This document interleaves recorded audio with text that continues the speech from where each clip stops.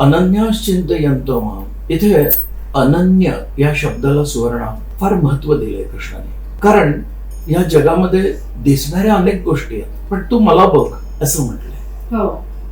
ह्या अनन्याचा अर्थ काय की माझ्याशिवाय इतर कशाचा तू अल्टिमेट म्हणून विचार करू नकोस. अनन्यास चिंतयन्तो माम म्हटलंय. याच्या आधी त्याने माझी उपासना कर असं कुठेही म्हटलेलं नाहीये, पण इथे मात्र तो माम म्हणतोय. अनन्यास चिंतयन्तो माम. तर गणपतीचं फक्त गणपतीचा आकार गण ईश असं म्हणून पूजा करणारं कोण आहे? कोणीच नाही. ती गणेश म्हणजे बुद्धी. आणि सिद्धी बुद्धी याचा मालक. सिद्धी म्हणजे काय? याला म्हणतात सिद्धी. आणि तेच काम करण्याला आपण जे यश लागतो आणि एनर्जी प्रोव्हाइड करतो, हे देव 33 कोटी म्हणजे काय? कोटी म्हणजे it's not a count. Crore नाहीये ते. 33 कोटी म्हणजे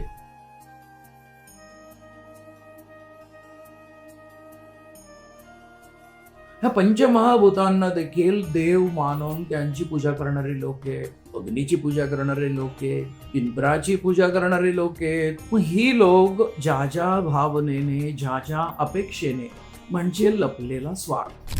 तू माझं जर ऐकशील तर मी ठरवलं आहे तेच फळ आणि तसंच यश तुला मिळेल. तर माझ्याकडे काही नाही, मग 100% तो येऊ शकतो. एका क्षणासाठी का होईना, पण या विश्वातली सर्व आकर्षण विसरून जो कोणी माझी हृदयापासून प्रार्थना आणि उपासना करतो, आत्मानं मत्परायणः. आणि मग तू मला जे हृदय चैतन्य रूपामध्ये अनुभवशील, तेव्हा तू माझ्याच चिंतनामध्ये सारी कार्य करशील. जणू काही लोकांना वाटेल हा आज 2026 साली देखील कृष्णच याच्या रूपात काम करतोय. असा हा राजविद्या आणि राजगुह्य, the best ethical way and the top secret to be a transparent personality, असा हा 9वा अध्याय.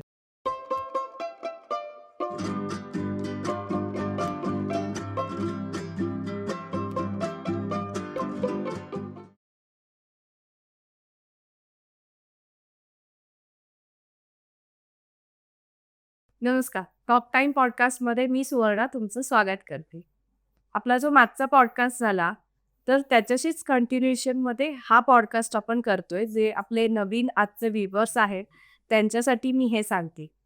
आपल्या मागच्या पॉडकास्टमध्ये मी प्रेक्षकांना असं सांगितलेलं की श्रीकृष्ण अर्जुनाला सांगतायत की सतत माझ्यावर अवलंबून राहा.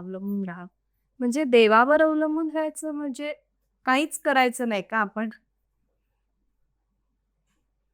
नाही, आपण आता ह्या 9व्या अध्यायाचा संदर्भ घेतलाय.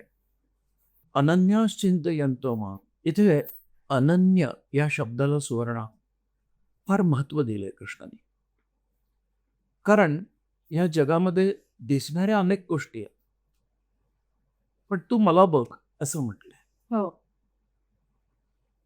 ह्या अनन्याचा अर्थ काय की माझ्याशिवाय इतर कशाचा तू अल्टिमेट म्हणून विचार करू नकोस. तर त्यावेळेस तो सर्वात उत्तम धुरंधर भगवंताचा अवतार, राजकारणामध्ये प्रत्येक गोष्टीचं योग्य उत्तर देणार, युद्धकलेमध्ये, नियोजनामध्ये, भक्तीमध्ये, प्रेमामध्ये, तत्वामध्ये, कृष्ण तुम्ही ज्या दृष्टीने पाहाल त्यातला तो सर्वोत्तम होता.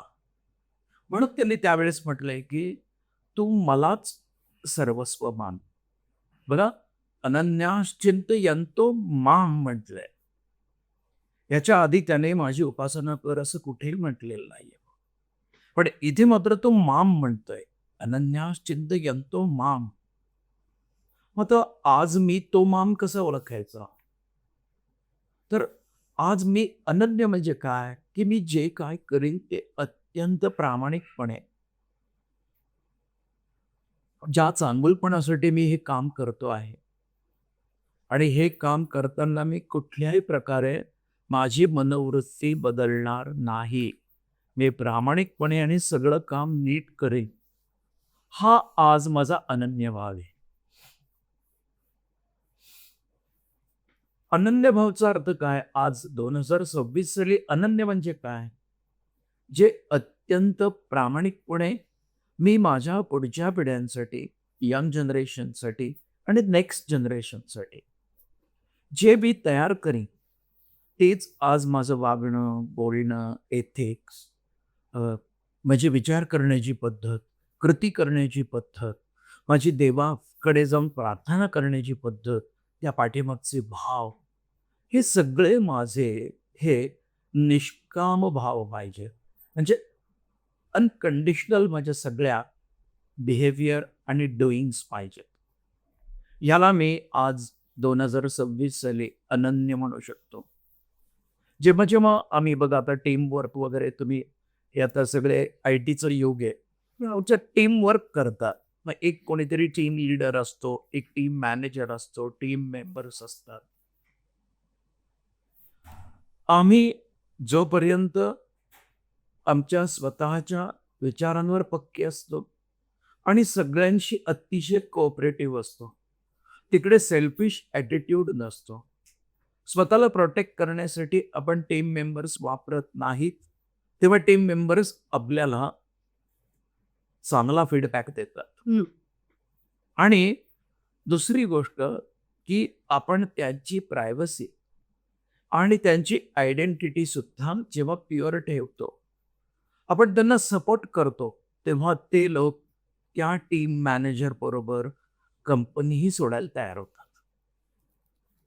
मग साधं पोट भरण्यासाठी जर माणूस इतका विश्वास ठेवतो, तर ह्या भरलेल्या पोटाने, कमवलेल्या पैशाने, मिळवलेल्या सगळ्या सुखसंपत्तीने, आपल्या कुटुंबाबरोबर ज्याला कोणाला संपूर्ण आयुष्य आनंदात काढायचंय, त्याने अजून कोणावर अवलंबून राहिलं पाहिजे? आमचा टीम लीडर नाही, आमचा टीम मॅनेजर येतो. मग त्या टीममध्ये माझे मित्र येतात, माझा निसर्ग येतो, माझं गाव येतं, माझा देश येतो, माझ्या साऱ्याच्या साऱ्या supportive living and non living things येतात. मग या सगळ्यांचा मी माझ्या प्रत्येक गोष्टीमध्ये विचार करणं, याला अनन्य म्हटलंय. अनन्य म्हणजे काय? की whenever I will be in need of thinking the best, I should remember yourself only. आणि when I will realise that that he is not yourself, he is within me, it's myself, त्याच वेळेस आपला भाव सारं काही प्रेमाने करायला तयार होतो. त्याला म्हणतं चिंतन. अनन्यास चिंतयन्तो माम. म्हणजे मी माझ्या हृदयातल्या या कृष्णाला जोपर्यंत अंतरंगातून जाणून घेत नाही, जाणून घेऊन त्याचा सर्वांस त्याचं प्रेम मी लुटत नाही, आणि ते लुटून मी माझ्यातलं वागणं, बोलणं, विचार, कृती किंवा सहभाग, हे सगळंच्या सगळं मी जोपर्यंत त्या प्रेमामध्ये बुडवून टाकत नाही, तोपर्यंत मी त्याचं चिंतन करतोय असं होत नाही. कृष्णावर अवलंबून राहणं, सुवर्णा, याचा अर्थ असा दिलाय की अनन्यास चिंतयन्तो माम. जे तू माझे चिंतन कसं कर तर तसं कर. अनलेस अँड बघ, 24 कॅरेटचं जोपर्यंत सोन्याचं वळं असतं, तोपर्यंत ते फक्त वळ्याचाच आकार घेतं. ते आपण अंगठीमध्ये ऐश्वर्य म्हणून सुद्धा घालू शकत नाही, कारण त्याचा आकार बदलला तर ते केव्हाही पडत जातं. बरोबर. म्हणून प्युरिटी ही जी आहे, that you have to be very careful to maintain it with you and always within you. म्हणून हे कृष्ण जो आहे, हे 24 कॅरेट आहे. अनन्यास चिंतयन्तो माम ये जना पर्युपासते. मग माझी उपासना कशी करशील? तर 24 कॅरेटचा म्हणून कर. मी घेतलेली माझी नानाविध रूप, नानाविध रंग, नानाविध आकार, नाना ठिकाणं, नाना योनी, नाना गोष्टींमध्ये मी आहे, तर ते सगळं बघत बसू नको. बघ काय म्हणतात, आकाशात पतितं दोयं यथा गच्छति सागरः. म्हणजे आकाशातून पडणारं पाणी शेवटी समुद्रालाच जाऊन मिळतं. तसं कोणत्याही देवाची पूजा केली तरी ती केशवालाच जाऊन मिळते. पण मग केशवाचीच पूजा केली तर? आपल्या बाळाने जर सांगितलं शेजारच्या काकूंना की तेवढं आईला सांगा ना, मी आईला हाक मारतोय. तर आई येते रागावून आणि तू काय म्हणतेस रे मला, की तुला मला हाक नाही मारतायत, त्या का सांगतायत मला? मग हा फरक मी देवावर अवलंबून असणं आणि जे देव त्याच्यावर अवलंबून आहे त्या देवांची मी पूजा करणं, याच्यातला हा फरक आहे सुवर्ण. आणि म्हणून कृष्ण काय म्हणतो, की तुला जर माझ्याशीच कनेक्टिव्हिटी ठेवायची आहे, तर तू इतर गोष्टींना घाबरतोस का? तू इतर गोष्टींना एवढी माझ्यापेक्षा महत्वाची व्हॅल्यू का देतोस? म्हणून म्हटलंय, की अनन्याश्चिंतयन्तो माम ये जनः पर्युपासते तेषां नित्याभियुक्ता. आणि असे अनन्य असले पाहिजे, मृदुभाषी असले पाहिजे, सात्विक मनोवृत्तीचे असले पाहिजे, भक्त असले पाहिजे आणि माझी उपासनाही करणारे असले पाहिजे. आपल्याला वाटतं आपलं हो हो कृष्णा, तुझ्याशिवाय मला कोण नाही. तुम्ही बघाल तर प्रत्येक जण आपापल्या स्वार्थानुसार घरातून निघतो आणि दिसेच्या देवळामध्ये प्रत्येक देवाला म्हणतो की तुझ्याशिवाय मला कोण नाही. एकदा तरी विचार करून बघा, सगळे देव एकमेकाला भेटले तर काय होईल आपली कंडिशन. म्हणून म्हटले काय, की तो कसा असला पाहिजे, अनन्य असला पाहिजे, उपासना करणारा असला पाहिजे, शुद्ध असला पाहिजे, पवित्र असला पाहिजे आणि भक्तही असला पाहिजे. त्याच वेळेस ये जना पर्युपासते. आणि मग म्हटले तेशाम. आणि असं जे वर्णन केलेलं आहे वरती, त्या लोकांची काळजी मी घेतो. तर त्या लोकांची काळजी म्हणजे काय? त्यांना इच्छा करायची गरज पडत नाही सुवर्णा. त्यांच्या गरजा ह्या माझ्या गरजा असं समजून मीच त्यांना सगळं उपलब्ध करून देत असतो. मग का नाही देवावर अवलंबून राहणं सोपं आहे? संतांनी कधी पांडुरंगाचं दर्शन सोडून अजून वेगवेगळ्या देवतांची पूजा केल्याचं आठवत नाहीये. आज पांडुरंगाचा पुजारी सुद्धा दुसऱ्या माणसाकडे जातो आणि तिथे जाऊन उपाय विचारतो. जगाला पांडुरंगाने उभं केलंय, पुजाऱ्याला कोण उभं करेल? दुसरा माणूस. नाही. खंडोबाच्या देवळातले पुजारी दुसरीकडे जातात, ते विचारत नाहीत खंडोबाला. आणि जर तो आमचा कुलदैवत आहे तर कुलदैवतापेक्षा जास्त अधिकार कोणाकडे असतात? आईचे पुजारी तुम्ही जा, कोणत्या पण महाराजांकडे जातात आणि तिथं घेतात.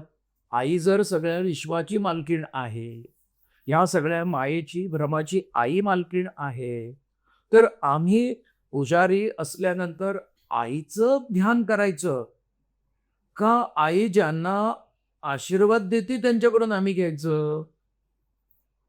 म्हणजे बँक लोन आपण घ्यायचं, मग एजन्सीकडून पुन्हा आपण घ्यायचं, मग डबल व्याज भरायची पद्धत निघाली आहे. त्याला अनन्य म्हणत नाहीत आजच्या घडीला. म्हणून काय म्हणतात, की जे अनन्य आहे, जे सात्विक आहेत, जे शुद्ध आहेत, जे भक्त आहेत आणि प्रामाणिक उपासनाही करतात, तेषां नित्याभियुक्तानां, त्या लोकांनी युक्तानाम आणि नित्याभी. बघा इथे काय म्हटलंय, तेषाम म्हणजे फक्त अशाच. अशा कोणाच्याही का तर नाही, फक्त अशाच. तेषाम नित्याभी, कंटिन्युअसली कनेक्टेड. नित्याभी युक्तानाम, कंटिन्युअसली कनेक्टेड. म्हणजे ते श्वास घेताना सुद्धा तू छाती चालवतोयस कृष्णा म्हणून श्वास आत जातोय, आणि तूच गाळतोयस म्हणून प्राणवायू निघतोय, तूच गाळतोयस म्हणून तो रक्तात जातोय, आणि तू गाळतोयस म्हणून त्याचे चैतन्यात रूपांतर होते, तूच करतोयस म्हणून हे चैतन्य मला सारी कामं करायला लावतंय, म्हणून माझ्या प्रत्येक हालचालीचा मालक सुद्धा तूच आहे. त्याला म्हणतात तेषां नित्याभियुक्तानां. आणि मग त्याच्या पुढे अल्टिमेट या जगातलं सांगितलंय त्यांनी, योगक्षेमम वहाम्यहम. इथं देखील तू आता बघ, तुम्ही आता सारखे म्हणता ना की आम्ही इकडं बघितलं तिकडं बघितलं, तर योगक्षेममचा अर्थ सुद्धा कृष्णाने सांगताना काय सांगितलंय? योग म्हणजे which is never possible that you can take that thing in your life, you can create that opportunity in your life. तुमच्या सगळ्या मनोवृत्तीला पाहून मी तुमच्या आयुष्यामध्ये या अशा गोष्टी आणून देत असतो, आणि त्या गोष्टी तुमचं प्रेम मला आणून द्यायला लावतात.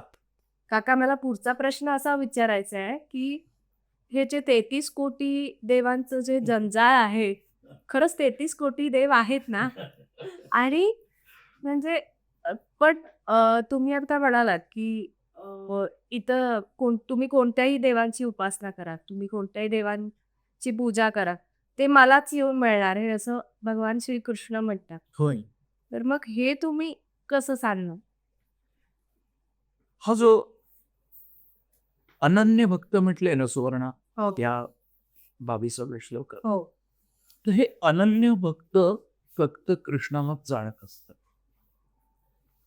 आणि बाकीचे पूजा करत नाहीत का? तर करतात. कर. आपण मागच्या अध्यायामध्ये बघितलं की यो यो याह्याप्तनं भक्त हा पण एक श्लोक येऊन गेला. हं. तसाच हा श्लोक आहे की यप्यन्य देवता भक्ता यजंते श्रद्धेयांनी. मी तुला आत्ताच सांगितलं ना, दारातून निघतो, सोसायटीतला गणपती असतो की गणपती बाप्पाला म्हणतात तुझ्याशिवाय मला कोण नाही. पुढे गेलं कॉर्नरला की जागा अडवण्यासाठी दत्त मंदिर बांधलेलं असतं, तिथे म्हणतात तुझ्याशिवाय मला कोण नाही. कंपनीच्या आतमध्ये जातो, तिथे नाही का कंपनीमध्ये लोकांची मनोवृत्ती टिकण्यासाठी देऊळ बांधलेलं असतं. ही देवासाठी देवळं नसतात. म्हणून अशी लोक तिथे जाऊन उपासना करत बसतात. प्रत्येक वाराप्रमाणे सोमवार म्हणजे शनिवारचा, मंगळवार गणपतीचा, असं प्रत्येक गणपतीचा मंगळवार व बुधवारी गणपती काय सुट्टीवर जातो का ग? नाही. बघ, गणपती म्हणजे आता काढलाच विषय म्हणून, हे यप्यन्य देवता भक्त म्हणजे कसे, तर गणपतीचं फक्त गणपतीचा आकार गण ईश असं म्हणून पूजा करणारं कोण आहे? कोणीच नाही. ती गणेश म्हणजे बुद्धी हो. आणि सिद्धी बुद्धी याचा मालक. सिद्धी म्हणजे काय? The loyalty of every doing with the purity, ह्याला म्हणतात सिद्धी. आणि तेच काम करण्याला आपण जे यश लागतो आणि एनर्जी प्रोव्हाइड करतो त्याला म्हणतात बुद्धी. मग ही कोण झाली? म्हणजे गणपती बाप्पा जर ही सत्सद विवेक बुद्धी आहे, तर ती फक्त मंगळवारी मिळत झालेली अजिबात नाही. म्हणजे आम्ही हा विचारच कधी करत नाही खरंच. की यप्यन्य देवता भक्ता यजंते श्रद्धेन्विता. आम्ही ज्या प्रकारे देवाची पूजा करतो त्याच देवाच्या आकारापर्यंत, त्याच देवाच्या फळापर्यंत आणि त्याच देवाच्या रूपापर्यंत जर थांबत असलो तर परब्रह्म परमात्म्यापर्यंत आम्ही पोचणार कधी? याने तर काय सांगितलंय की अनन्याश्चिंत यंतर्मा.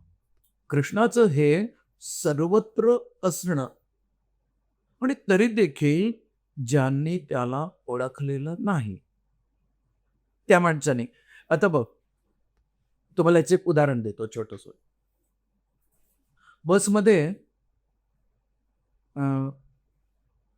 कंडक्टर, ड्रायव्हर आणि तिकीट चेकर हे सगळे नीट काम करतायत की नाही पाहण्यासाठी सिव्हिल ड्रेसमध्ये एक गुप्तहेरासारखा किंवा अचानक सगळ्या गोष्टी पाहणारा सस्पिशियस असा एक माणूस तिकीट काढून बसमध्ये बसलेला असतो आणि तो कंडक्टरवर लक्ष ठेवतो की हा सगळ्या लोकांची नीट बोलतोय की नाही. तिकीट चेकर येऊन प्रत्येकाचं तिकीट चेक करतायत की नाही त्याच्याकडे पण लक्ष ठेवतो. ड्रायव्हर रस्त्याच्या कडेला बस घेऊन प्रत्येक बस स्टॉपला हात केल्यानंतर थांबते की नाही बघत असतो. पण सगळ्यांच्यात असून कुणालाच माहीत नसतो. मग तो ड्रायव्हर त्याच्या पुरतं जी दिसेल त्या गाडीला देव समजतो. कंडक्टर तिकीट चेक करणारे लोक जर दिसली तर त्याला समजतो. आणि आपल्या माहितीचा नसलेला हा असा न शोधता येणारा इन्स्पेक्शन करणारा जर असेल तर तिकीट चेकर देखील आपल्या स्वतःच्या ओळखीच्या लोकांना समजतो की हा आपली चौकशी करायला आलाय. मग असंच आमच्या सोमवार, मंगळवार, बुधवार, गुरुवार, शुक्रवार, शनिवार, रविवार आणि सोमवार या चक्रामध्ये आम्हाला कायम स्वरूपी एक देव एकाच दिवशीचं आणि माझ्या एकाच संकटाचं निरसन करू शकतो असं वाटत असतं. अशी लोक सगळ्या देवांच्या पूजा करत असतात. मग हे देव 33 कोटी म्हणजे काय? कोटी म्हणजे it's not a count. Crore नाहीये ते. 33 करोड नाहीये. 33 कोटी म्हणजे ह्या मनामध्ये असणारे ज्या भावना आहेत, लेयर्स आहेत आणि ज्या प्रकारच्या आमच्या आशा, अपेक्षा किंवा भयाच्या भावना, भक्तीच्या भावना, अशा या प्रमुख भावना ज्या आहेत त्या 33 आहेत. आणि त्या प्रत्येक भावनेचा एक एक प्रमुख आहे. त्या भावनांप्रमाणे आम्ही त्यांना 33 प्रकारचे एजंट, पण गणेश त्यांचा गणाधीश आहे. गण म्हणजे एक ठराविक क्वांटिटी. म्हणजे तुमची आता बघ, तुम्ही ज्या सोसायटीत राहता तिथे 10-15 बिल्डिंग असतील, तर सगळ्या सोसायटीचा चेअरमन वेगळा असतो आणि प्रत्येक बिल्डिंगचा चेअरमन वेगळा असतो. मग हे असे त्या त्या बिल्डिंग मधले त्या त्याच चेअरमनला सांगतात का मेन ऑफिसला जाऊन त्याला म्हणायचं यज्ञ देवता भक्ता यजंते श्रद्धेयान्विता. आमच्याच बिल्डिंगच्या मॅनेजरला मोठा मॅनेजर समजून जो कोणी बोलतो, भेटतो आणि आपली अडचण सांगतो, त्याची अडचण सोडवायचं खरं काम तर मीच करत असतो. पण हा मनुष्य अडाणी असल्यामुळे त्याला नक्की काम कोण करतंय कळत नाही. मग तो म्हणतो की आमच्याच बिल्डिंगच्या चेअरमननी माझं काम केलं. त्यांना म्हणले यज्ञ देवता भक्ता यजंते श्रद्धेयान्विता ते बी मामेव कोणते यजंते विधिपूर्वकम. मी किती साधा आहे, मी किती प्रेमळ आहे. तर त्या माणसाने जे काम केलेलं आहे ते वास्तविक मी केलेलं असतं. पण तुम्ही त्याची ज्या प्रकारे आदर, मान, सन्मान किंवा रिस्पेक्ट करून तुम्ही त्याची जी काय एक दोघांमधली खूप छान अशी डील करता, ही तुम्ही माझ्यावर श्रद्धा ठेवून केलेलंच काम आहे असं समजून मी त्या चेअरमनच्याच थ्रू, तुमच्या बिल्डिंगच्या चेअरमनच्या थ्रू तुला सगळ्या गोष्टी देत असतो. ज्याला कळतं की खरा देणारा मी आहे, तो केशवम प्रतिगच्छती, तो केशवाकडे येतो. आणि ज्याला वाटतं की हे देवच देत आहेत, तर ते म्हणतात की झाडाचं आकाशाचं पाणी डोंगरावर पडलं तरी समुद्रात जातच की. असं या यप्यान्य पुढच्या जे तू म्हणतीयस की मग आम्ही या कोणाचं करायचं, मग हे कसं आहे, हे कोणाला समजतं? फक्त अनन्य भक्ताला समजतं. ह्या 22व्या श्लोकामध्ये जो वर्णन केलंय ना, त्याला फक्त कळतं अहम ही सर्व यज्ञानाम भक्ताचे प्रभुरेवच. परंतु माया, मोह, स्वार्थ, इच्छा, अपेक्षा, तुलना, या सगळ्यामध्ये द्वेष, ह्या सगळ्यामध्ये अडकलेली माणसं हे काय करतात? न तु माम अभिजानंती तत्वेनातश्च वंदिते. ते कधीही या सर्वस्वाचा मी मालक आहे, मयाध्यक्षण प्रकृती सूयते सचराचर, ह्या सगळ्याचा मालक मी आहे, हे ते समजून घेत नाहीत आणि आपल्याच उपासनेला ते खूप मोठे समजतात. आणि मग आपल्याला या नानाविध देवतांकडे नानाविध प्रकारच्या मागण्या करणारे लोक दिसतात. मग कृष्ण काय म्हणतो? तस्य तस्या चलां श्रद्धां तामेव विदधाम्यहं. तू ज्याची प्रार्थना करशील तिथे तुझ्या मागणीला सन्मान देऊन मी तुझी श्रद्धा तिथंच ठेवतो. पण फळ देणारा मी आहे हे तुम्हाला कळत नाही. आपण लाईट गेले की साहेबांना फोन करतो, अहो साहेब आमच्या भागातले लाईट गेले. मग तो साहेब म्हणतो की हा काहीतरी डीपीला फॉल्ट आला असेल. मग परत 15-20 मिनिटांनी फोन केल्यावर तो म्हणतो की नाही बहुतेक वरून प्रॉब्लेम आहे.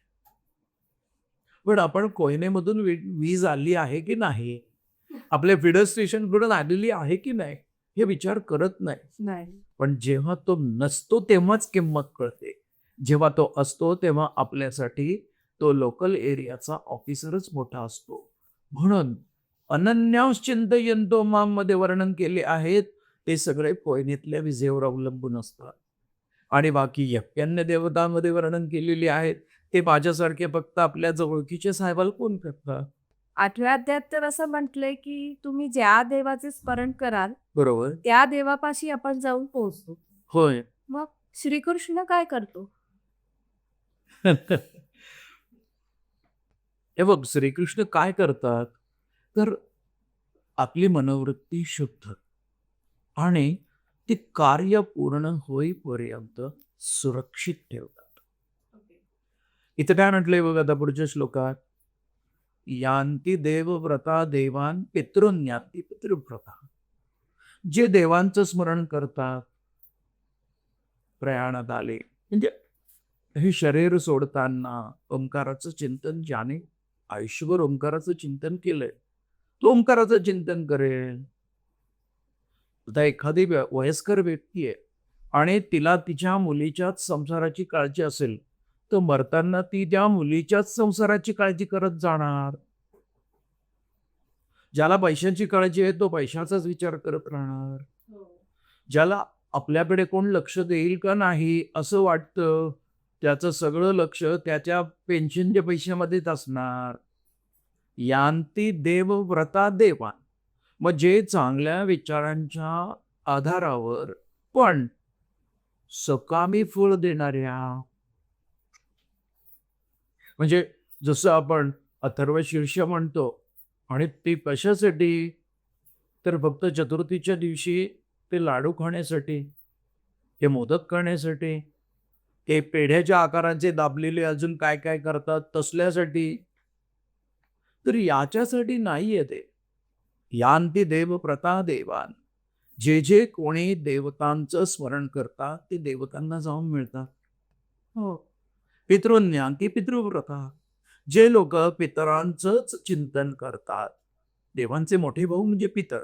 आपल्याला जे मनावर बिंबवलंय की पितर म्हणजे फक्त दोषच असतो, तर देवांचे मोठे भाऊ पितर आहेत. आणि पितरांचं ज्ञान आणि पितरांचं ज्ञान हे देवापेक्षा जास्त आहे. म्हणजे पितरांचे दोष लागू नये म्हणून जे ते पितृदोष असतात. इथं जे पितर म्हटलंय ना, हं. तर तो काय आहे, यांती देवव्रता देवान.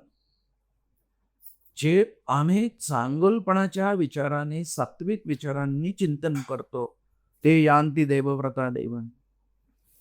पितृज्ञांती म्हणजे माझी पूर्वजांबद्दल सुद्धा काही कर्तव्य आहे, काय भूमिका आहे, काही प्रेम आहे, त्यांच्या मुक्तीची माझी जबाबदारी आहे, म्हणून मी पुढच्या पिढीत जन्माला आलोय. म्हणून फक्त आपल्या पितरांवरच अवलंबून असतात. ते पितृन्यांती पितृव्रता. मग भूतानी यांती भूतेज्या म्हणजे काय, सूर्याची का उपासना करायची, तर माझ्या घराला सगळ्यात जास्त सोलर आहे आणि मी 2 एकरमध्ये खूप पॅनल लावलेत, 5 मेगावॅट मी गव्हर्नमेंटला विकतो, रोज सूर्य आला पाहिजे, ढग नको, मग मला खूप रोज पैसे मिळतील. त्याला म्हणतात भूतानी यांती भूतेज्या. पाणी रोज आपलं फिल्टरमधून काढलं पाहिजे, माझ्याकडे फिल्ट्रेशन पॅन्ट आहे, मग मी 1 लिटरच्या बाटल्या करतो, त्या विकतो. देवा माझ्या बोरचं पाणी जाऊ देऊ नको म्हणून पाण्याची पूजा करतात. भूतानी यांती भूतेज्या. ह्या पंचमहाभूतांना देखील देव मानून त्यांची पूजा करणारे लोक आहेत. अग्नीची पूजा करणारे लोक आहेत, इंद्राची पूजा करणारे लोक आहेत.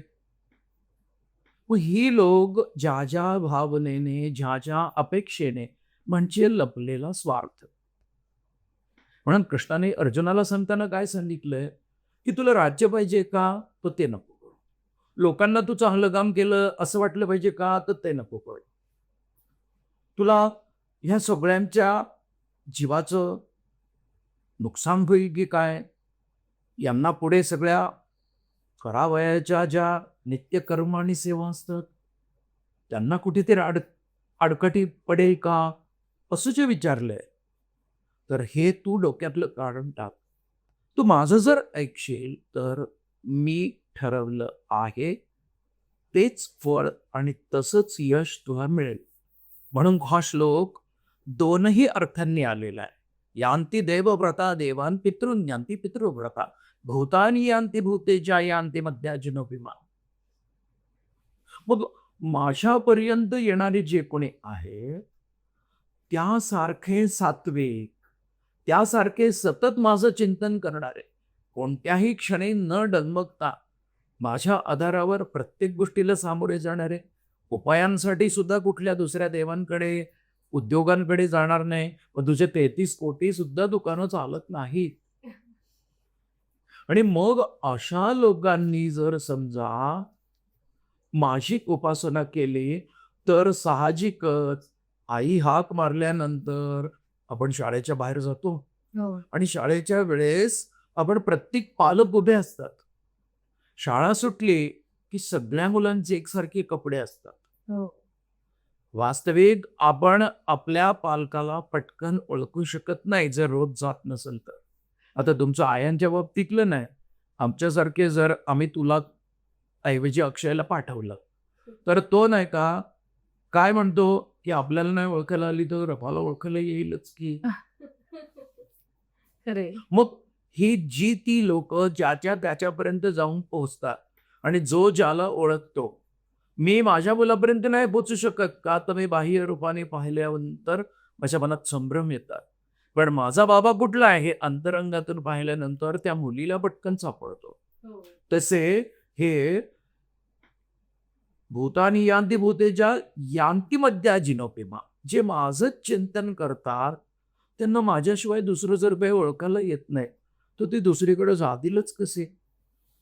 आणि अशी त्याने आपल्या स्वतःच्या कर्तृत्वाची, स्वतःच्या सगळ्या गोष्टींची, यशाची, सगळ्याची एक धारणा तयार करत नेली आणि त्याला सांगितलं की तुला माझ्यावर अवलंबून राहणं हे का फायद्याचं आहे तर इतक्या चांगल्या आणि खऱ्या गोष्टी तुला आजपर्यंत कोणी सांगितलेल्या नाही.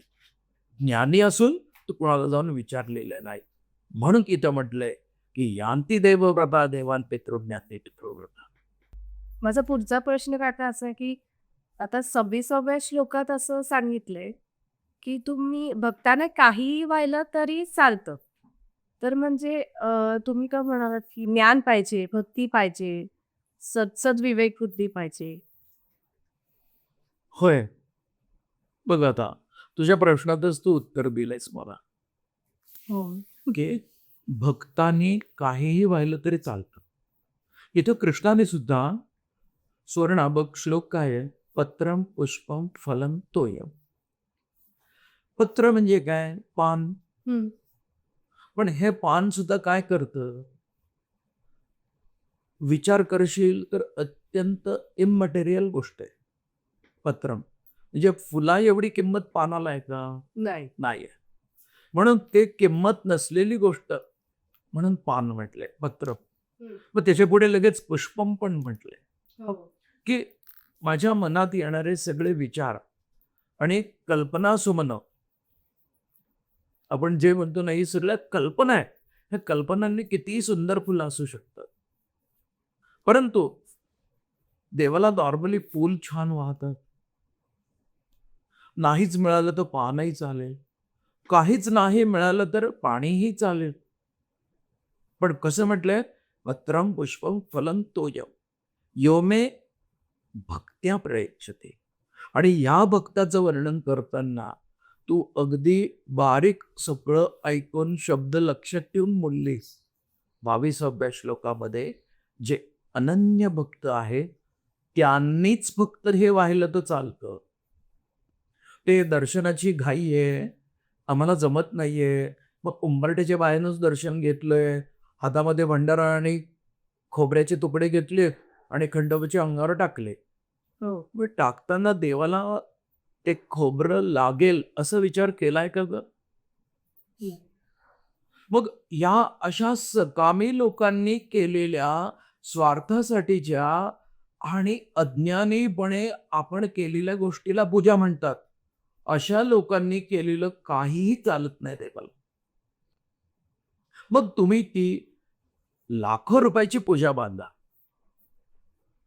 आपण या पॉडकास्टमध्ये एका पॉडकास्टमध्ये ही जी सिरीज सुरू झाली त्याच्यामध्ये एक गोष्ट आली होती की राजाने सगळ्यांना नियम केलेला असतो की शिवलिंगावर वाहण्यासाठी सगळ्यांनी दूध घेऊन यायचं आणि म्हातारी फक्त लहान मुलांना, सगळ्यांना, बछड्यांना, सगळ्यांना दूध पाजून सगळं घेऊन वाटीभर घेऊन आले. आणि वाटीवर घेऊन आल्यानंतर संपूर्ण गाभारा हा वाहू लागला आणि त्याच्या आधी गावातल्या सगळ्या लोकांनी वाहिलेल्या दुधाने शिवलिंग ओलही झालं नव्हतं. मग याच गोष्टीमध्ये आम्ही फक्त श्रद्धेने वाहिलं पाहिजे पण आम्ही भक्त होऊन श्रद्धेने वाहिलं पाहिजे, हे लपलेलं गुहित आहे. हे इतकं रहस्य या अध्यायामध्ये लपवून ठेवलेलं आहे की यो मे भक्ता प्रयच्छती, पण तो अनन्य भक्त असला पाहिजे. त्याच्या एका थेंबाने लोकांचे हौद वाहून गेले पाहिजे असं म्हटलंय. आणि म्हणून म्हटलंय की यो मे भक्त्या प्रयच्छती. मग अशा लोकांचं जे काय असतं ते सारच्या सार मी मनापासून स्वीकारत असतो. बघ तुला सांगतो, माझे गुरु परमपूज्य लीलाताई कर्वे बदलापूरला एकदा मी संध्याकाळी बसलेलो होतो आणि आई, सांगू ना, हो. मी बसलो होतो आईच्या समोर आणि आई कृष्णाला वाहिलेले सगळे हार होते, एक एक हार काढत होती. हं. त्याची फुलं काढत होती हार कापून, आणि त्या फुलांच्या फक्त सुंदर सुंदर पाकळ्या एवढ्याच फक्त शिवलिंगाला वाहत होते. मी 5-10 मिनिटं बसलो, पण ती उत्सुकता माणसाला शांत बसू देत नाही. मग मी जवळ गेलो तिथे. आईने मला विचारलं, अरे माझ्या भक्ताला बघ कृष्ण काय सांगतो. अरे माझ्या भक्ताला जगातलं सुंदर असतं तेच व्हायचं असतं, पण या माया मोह सगळ्या या जगामध्ये कर्तव्य, या सगळ्या जंजाळाच्या जगामध्ये त्याला ह्या वेळेला हाताशी धरून 2026 साली फक्त एवढं करण्यासाठी वेळ नसतो, कारण कर्तव्याची सुद्धा जबाबदारी आहे. मग अशा वेळेस तो खरं तर फक्त सुंदर सुंदर पाकळ्या आणि परागकट मला व्हायला आलेला असतो, पण ते त्याला सॉर्टिंग करायला वेळ नसतो. मग तो माझ्यावर विश्वास ठेवून हार देऊन जातो, आणि त्याने ही मनातून घेतलेली सात्विकतेची हार मला त्या हारातली फुलं काढून फक्त सुंदर सुंदर पाकळ्या व्हायला शिकवतात. म्हणजे भक्तांनी दिलेला दोऱ्यासकटचा देठांसकटचा हारही कृष्णाला चालतो, हो. पण त्याच्या पाठीमागे मला हे सुंदर फक्त व्हायचंय, बाकीचं मी सॉर्ट करू शकत नाही, हे जगाच्या नियमाप्रमाणे मिळते तर कृष्णा माफ कर, ही वाहतानाची प्रामाणिकपणा असला पाहिजे. आणि म्हणून म्हटलंय की तू जे करशील, बघा काय सांगतोय अर्जुनाला, यत करोसी यदश्नासी यज्जुहोसी तदासी. म्हणजे तू जगण्यासाठी, स्वतःला टिकवण्यासाठी, स्वतःचं अस्तित्व देखील कायम राहण्यासाठी जे जे काही प्रयत्न करतोस, आणि त्याच्यासाठी तुला यश मिळण्यासाठी, तुला आशीर्वाद मिळण्यासाठी, कृपा मिळण्यासाठी, आधार मिळण्यासाठी तू जे अत्यंत अव्यभिचारी भक्तीने शुद्ध श्रद्धेने माझं चिंतन करतोस, ते मला मिळवण्यासाठी केलेलं चिंतन आणि तपश्चर्या देखील मला अर्पण कर. कोणत्याही प्रकारे तू थोडंही तुझ्याकडे काही ठेवू नको. म्हणजे कसं, आपण विमानतळावर जातो हो. त्यावेळेस त्याच्या त्या मेटल डिटेक्टर मधून जायला लागतं. हो.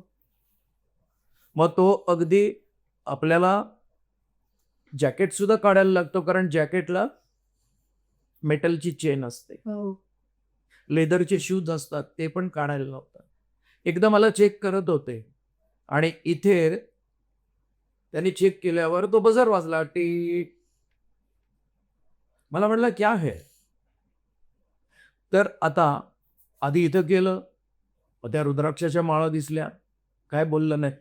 इधर क्या है, उघडून दाखवला, त्यात एक एवढंच आईने दिलेलं चांदीचं तुळशीचं पान होतं. त्याच्यासाठी ते चांदीचं होतं, माझ्यासाठी तुळशीचं होतं. ही भक्ती ज्याची जिवंत असते, त्याने केलेल्या सगळ्या गोष्टी, ह्या कृष्णाला प्राप्त करण्यासाठी केलेल्या सगळ्या गोष्टी आपण त्याला अर्पण केल्या, तर माझ्याकडे काही नाही, मग 100% तो येऊ शकतो. पिशवी जर गच्च भरलेली असेल तर त्यात वरून अजून घेतलेली भाजी कुठे ठेवणार. आणि रिकामी पिशवी असेल तर एकही वस्तू नेता येते. आपल्याला एकच वस्तू न्यायची असेल तर आपण भाजी बाजारामध्ये जाताना जशी पिशवी भरतो तशी पिशवी उपयोगी पडेल की एकच पिशवी रिकामी उपयोगी पडेल? रिकामी. रिकाम्या पिशवीमध्ये जेवढं आपल्याला भरता येतं ते सारंच्या सारं त्याने दिलं आहे म्हणून त्याला देऊन टाकता आलं पाहिजे. याला म्हटलंय यत करोसी यतश्नासी यज्जुहोसी तदासी यत यत पस्तेसी कमते येतात पुरुष पदार्पण. आणि असं या अनन्य भक्ताचं ह्या पुढच्या 22व्या श्लोकापासून 34व्या श्लोकापर्यंत मी माझ्या भक्ताचं रक्षण कसं करतो, का माझ्या भक्तीसाठी मी एवढा आग्रह करतोय आणि ह्या प्रत्येक भक्ताची जबाबदारी मी घेतो. जरी भक्ताचं व्यावहारिक जीवनामधल्या काळजीनी माझ्याकडे क्षणभर दुर्लक्ष झालं तरी मी दुर्लक्ष करत नाही, ही त्याचं वचन आहे. जसा 26व्या श्लोकाबद्दल मी तुम्हाला प्रश्न विचारला, तसा 30व्या श्लोकाबद्दल पण मला विचारायचं आहे, की आता ह्याच्यात दुराचारी माणूसही माझी भक्ती केली तर तो माझाच आहे, असं म्हणते. तर मग आता आम्ही किती चुका केल्या किंवा कोणी काही केलं तरी तो म्हणजे श्रीकृष्ण स्वीकारतो का? स्वीकारतो का? हे काय झालं माहिती का? ह्याच्यात तुमच्या चुका नाहीये. हे इंटरप्रिटेशन करून देणारे जे हो, आहेत. म्हणजे मी आतापर्यंत जे गुगलवरती किंवा याच्यावर टाकले जे काही मी ऐकलंय की अध्याय 9वा, तर त्याच्यात हे असंच सांगितले की पापी मनुष्य जो आहे त्याने कितीही चुका केल्या तरी तो त्याने माझी भक्ती केली तर तो माझाच आहे. पण आता आपण एवढा वेळ ऐकलं, याच्यात तुला वाटलं का ग ते आधी ऐकली नाही. खरंय? अजिबात. हे बघ काय म्हटलंय, जसं तुम्हाला ते योगक्षेम याचा अर्थ सांगितला हो. किंवा योमे भक्त्या प्रयच्छते, तर इथं भक्ताला किंमत आहे. इथं सुद्धा बघ सुवर्ण काय म्हटलंय, तू कितवा 30वा श्लोक सांगितला. हो. अपे चेत्सु दुराचार. जर समजा मला सांग, या वाल्याने सगळंच्या सगळं कुटुंबासाठी केलं, पण कुटुंबाने त्याला त्याच्या पापामध्ये सहभागी होणार नाही असं सांगितलं. अशी आजपर्यंत आम्ही कथा ऐकत आलोय, हो. बरोबर? मग तू विचार कर की मी माझ्या या मनुष्य जन्माचा चुकीचा वापर करणं हे सुद्धा अयोग्य वागणं आहे. हो. अपिचेत्सु दुराचारो, त्याच्यासाठी अगदी वाईटच वागलं पाहिजे, कुठे खून दरोडेच केले पाहिजे असं नाहीये.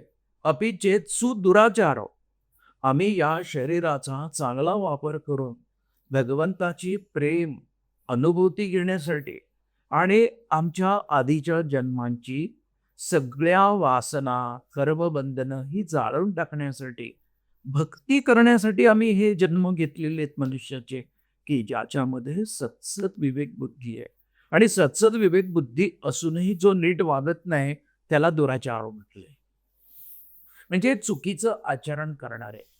जर वाल्याचा वाल्मिकी होऊ शकतात तर आम्हाला किती संधी आहेत आयुष्यात. विचार कर तू की कितीही खून केले, दरोडे केले आणि अजाणतेपणे जरी पानं टाकली. मग हा अजाणतेपणा म्हणजे काय? माझ्याकडे काय हे न कळणं, याला अजाणतेपणा. मग तिथे आता याने सांगितलं की यद करोसी यदस्नासी यज्जुहोसी ददासी यत यत पस्यसी कौंतेय. वाल्याने त्याचं सगळी तपश्चर्या देखील शेवटच्या बेलाच्या पानावरून झाडावरून खाली टाकून दिली, ती शिवलिंगावर पडली. सारं काही अर्पण झालं, त्याच्या मनोवृत्तीमध्ये बदल झाला, तो आहे तिथून बदलला. उलट्या दिशेने चालायला सुरुवात केल्यावर त्यांनी स्वतः ठरवलं मला माझ्या देवाशिवाय कोणीही मदत करू शकत नाही की वाचवू शकत नाही. म्हणून इथे असं म्हटलंय की मला माझ्या जीवनाचा अर्थ बघ 2026 साली कसं घ्यायचं. बरोबर. कारण तू प्रश्न जसा विचारलायस हो. म्हणून, तर 2026 साली मला माझ्या जीवनाचा खरा अर्थ समजून न घेता मी पॅकेजच्या मागे, मग थोडं प्लॅनिंग करूया, घर झालं की मग प्लॅनिंग करूया, एक मुलगा आणि एक मुलगी जेव्हा लग्न करतात तेव्हा ते विष्णूंच्या कार्यासाठी बाळाला जन्म देण्यासाठी त्यांचं आयुष्य असतं. आम्हाला लक्झरी पाहिजे, आम्हाला कम्फर्ट पाहिजे, आम्हाला पॅकेज पाहिजे, आम्हाला रिस्पॉन्सिबिलिटी नको आणि स्वैर वागण्यासाठी जेव्हा कधी आम्हाला कंटाळा येईल, त्याच्यानंतर जमेल तेवढी कुटुंबाची जबाबदारी घ्यायची. म्हणून तर हे IUIN, IVF वाढले. नाहीतर मनासारखं जर जगणारे लोक असते, तर ही वेळ आली असती का? मी जर सर्वांसाठी सारखा आहे, तर तो तुम्हाला देणार नाही का? मग तुम्ही त्याचं चिंतन न करता स्वतःचं आयुष्य तुम्हाला जसं पाहिजे तसं जगत जातात. ते आज 2026 साली अपिचेत सुदुराचारो. मग अशा लोकांना जेव्हा आपल्या स्वतःच्या आयुष्याची किंमत कळते, देवाच्या कृपेची किंमत कळते आणि कर्तव्याची देखील जाणीव होते, समर्पणाची भावना उच्च स्तरावर जाऊन पोचते आणि असा आतून स्वतःला शरण गेलेला जेव्हा माझं चिंतन करतो, तेव्हा कृष्ण त्याला म्हणतो, भजते माम अनन्य वाक. हा असा नुसता नाही का, मी कोणीतरी पापी आहे, दुराचारी आहे, अयोग्य व्यक्ती आहे. तर अयोग्य व्यक्ती पाप्याला जर शुद्ध केलं नाही, तर मग तो देव कसला? जे शुद्ध केल्याशिवाय आपल्याला तो भक्त म्हणत नाही. मग इथे त्याचं आचरण, त्याची विचारसरणी आणि प्रत्यक्ष समर्पणाची कृती, या तीनही मध्ये जेव्हा शुद्धता येते, तेव्हा कृष्णाने अर्जुनाला सांगितलंय, अपि चेत्सु दुराचार भजते माम अनन्य भाक. जर ह्या संसारालाच सर्वस्व मानणाऱ्या, आपल्या स्वतःच्याच इच्छांना आपला देव मानणाऱ्या लोकांना देखील एकदा मनापासून केलेल्या प्रार्थनेने मी जर सारं काही देऊ शकतो, तर तुझ्यासारख्या साधुरेव समंतव्या समग विभूषितो विसा. मग तुझ्यासारख्या चांगल्या लोकांनी, ज्यांना लढायचे आहे, संकटांना सामोरं जायचे, जबाबदारी टाळायची नाहीये, भक्ती करायची आहे आणि समर्पणही करायचं आहे, अशा लोकांना मी मदत करणार नाही असं तुला वाटलंच कसं? तुम्ही तुमच्या विचारांनी मला तुमच्याकडं समजता. आणि म्हणून तो पुन्हा पुन्हा म्हणतोय की अर्जुना, एक लक्षात ठेव, एका क्षणासाठी का होईना, पण या विश्वातली सर्व आकर्षण विसरून जो कोणी माझी हृदयापासून प्रार्थना आणि उपासना करतो, पूजा करतो, गरज म्हणून मला अत्यंत हृदयापासून हाक मारतो, अशा माझ्या फक्त माझ्यावरच अवलंबून असणाऱ्या भक्तांना मी कधीही खाली पडू देत नाही. हे कृष्णाचं वचन आहे. म्हणजे तू विचार कर की आज आम्ही हे जे करतो, हे आम्ही आमच्या स्वतःसाठी करत असेल तर आम्ही सेल्फिश आहे. कुटुंबासाठी करत असेल तर आम्ही नाही का थोडेसे जास्त लोकांची काळजी करणारे पण स्वार्थी आहे. आम्ही आमच्या गावापुरतं करणारे तर आम्ही स्वार्थी आहोत. त्या गावासाठी आम्ही स्वार्थी आहे. कारण मग मी गावासाठी करतो म्हणून परत तिकीट मागायला जातो. मग मी माझ्या तालुक्यासाठी आणि जिल्ह्यासाठी करतो, तो परत तिकीट मागायला जातो. पण संतांनी केलं ते काय केलंय? कोणाचंही नाव गाव काही माहीत नसलेल्या आणि या संसाराच्या जाळ्यामध्ये अडकलेल्या, मायेच्या मोहाच्या जाळ्यामध्ये अडकलेल्या या लोकांना या जीवनाचा खरा अर्थ जेव्हा समजावून सांगितला, अशा लोकांना देखील त्यांनी मुक्ती दिली. म्हणजे संत देखील त्याच कामासाठी होते. मग साधुरेव समंतव्य, जर संतांनी ज्यांना मार्गदर्शन केले त्यांना देव मुक्ती देऊ शकतो, संतांनी काय काळजी करायची आहे, असं कृष्णाने अर्जुनाला सांगितलंय. आणि म्हणून तो शेवटच्या श्लोकामध्ये म्हटलाय, मन मनाभव मद्भक्त. अर्जुना, तू फक्त माझ्यावरच विश्वास ठेव. तू बटे मी बाय माझ्यावर विश्वास ठेव. देव म्हणलो, जर कर्मयोग शिकवतो आहे तर मग माझ्यावर म्हणजे कशावर? अनकंडिशनल डुईंग्सवर, निष्काम कर्मावर तू जितका विश्वास ठेवशील तेवढं तुझं प्रत्येक कार्य हे उत्तम आणि अत्यंत वाखाणण्यासारखं होईल. म्हणून तू माझ्याशिवाय निष्काम कर्माच्या शुद्ध भावनेशिवाय इतर कोणत्याही गोष्टींनी आयुष्यात कुठलीही कामं करू नको. मन मनाभाव वद्भगतो. आणि मग नमस्कार कोणाला करशील? फक्त मला. म्हणजे काय? नमस्कार म्हणजे काय? आपण त्याला सर्वस्व मानणं आणि शरण जाणं. तेही कुठं? अंतरंगातून. अंतरंगातून आपण जेव्हा एखाद्याची महती स्वीकारत असतो, त्याला शरण जात असतो, तेव्हाच त्याला खाली वाकून बाहेर नमस्कार करायची आपल्याला इच्छा होतेच बघा. आणि म्हणून म्हटलंय, की तू निष्काम कर्म करणारा हो, सात्विक कार्य करणारा हो, सत्सद विवेक बुद्धी फक्त भगवंताच्या साक्षीने वापरणारा हो. आणि असा जेव्हा तू होशील, तेव्हा तुला आपोआप फक्त मलाच नमस्कार करण्याची इच्छा होईल. म्हणजे फक्त 24 कॅरेटची वळी हातात घालणारा हो.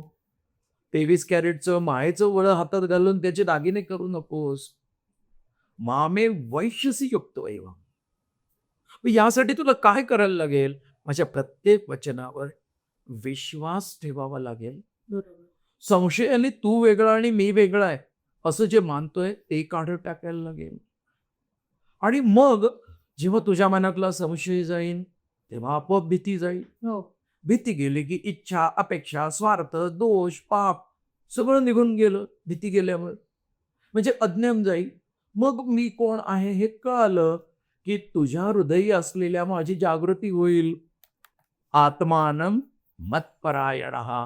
आणि मग तू मला जे हृदयी चैतन्य रूपामध्ये अनुभवशील, तेव्हा तू माझ्याच चिंतनामध्ये सारी कार्य करशील. जणू काही लोकांना वाटेल हा आज 2026 साली देखील कृष्णच याच्या रूपात काम करतोय. असा हा राजविद्या आणि राजगुह्य, the best ethical way and the top secret to be a transparent personality, असा हा 9वा अध्याय आहे. इतका सुंदर आहे. खरंच खूप सुंदर अध्याय हा. नेहमी मला असं एकट्या बसल्यावर वाटायचं की आपण खरंच अर्जुन होऊ शकतो का? की अशी थोडी मनात हे होती 19-20 शंका होती. पण हा जो 9वा अध्याय तुम्ही सांगितलाय श्रीकृष्णांनी राजगुह्य, राजविद्या योग, तर तो ऐकल्यानंतर असं वाटतंय की हो, आपण अर्जुन नक्कीच होऊ शकतो. वा वा, किती छान. तुम्हालाही असं वाटत असेल की तुम्हीही अर्जुन होऊ शकता हा पॉडकास्ट बघितल्यानंतर, टॉक टाइम पॉडकास्ट मराठीला लाईक, शेअर आणि सबस्क्राईब करायला विसरू नका. तुम्हाला हे पॉडकास्ट आवडतायत, नक्कीच आवडताय.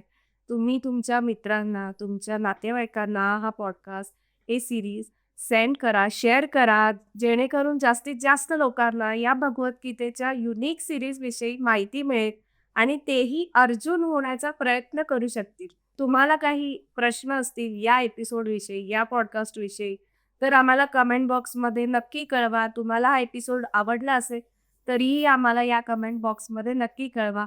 बेल आयकॉनवर क्लिक करायला विसरू नका पुढच्या एपिसोडच्या अपडेटसाठी. Thank you.